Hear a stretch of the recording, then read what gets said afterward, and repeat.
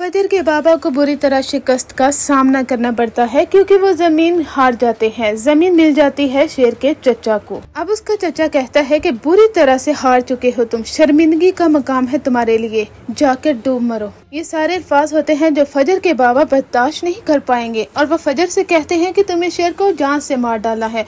फजर कहती है कि ठीक है बाबा, आपका जो हुक्म है वो मानने के लिए मैं तैयार हूँ। फजर ये सब कुछ इसलिए कहती है क्योंकि वो जानती है अगर आज उसने इनकार कर दिया तो उसके बाबा उस पर सख्ती लगा देंगे और फिर क्या होगा, किसी के जरिए वो शेर को मरवा सकते हैं। फजर ऐसा होने नहीं दे सकती, किसी भी कीमत पर वो शेर को मरने नहीं दे सकती क्योंकि वो एक अच्छा शख्स है। फजर जानती है कि वो किस कदर औरतों के हकूक के लिए खड़ा होने वाला, दूसरों की इज्जत करने वाला शख्स बेगुनाह मारा जाए किसी की सालों पुरानी दुश्मनी के नतीजे में ऐसा में होने नहीं दे सकती। फजर शेर को सब कुछ बता देती है। वो कहती है कि तुम्हारे चचा ने बहुत बड़ी रकम दी है इन डॉक्टरों को, मुझे सब कुछ मालूम हो चुका है।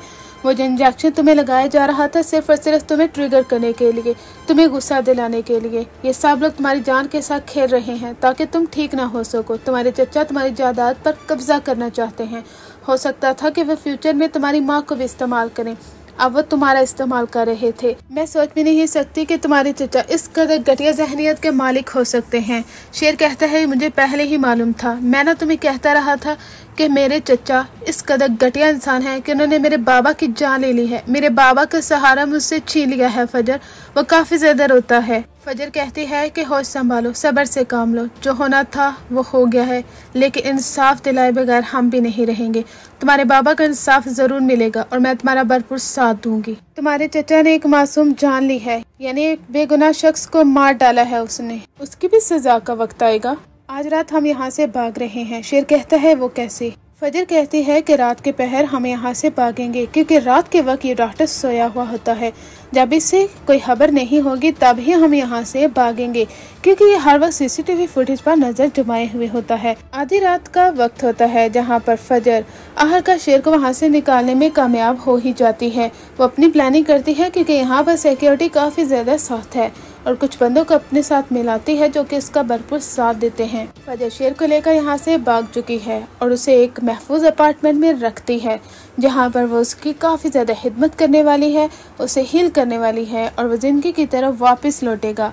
लेकिन धमाल तो उस वक्त मचेगा जब सुबह होती है, जब हॉस्पिटल में देखा जाता है। डॉक्टर तहा जाते हैं वार्ड में और देखते हैं कि शेर नहीं है।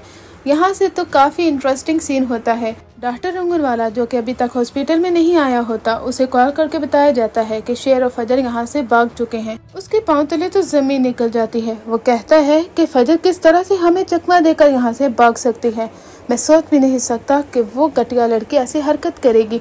डॉक्टर तहा कहता है हमारे बुरे दिन शुरू हो चुके हैं, हमें भी अब जेल काटनी होगी क्योंकि उसका चचा तो वो बचेगा नहीं और डॉक्टर फजर वो हमारे खिलाफ कार्रवाई किए बगैर रह नहीं पाएंगी।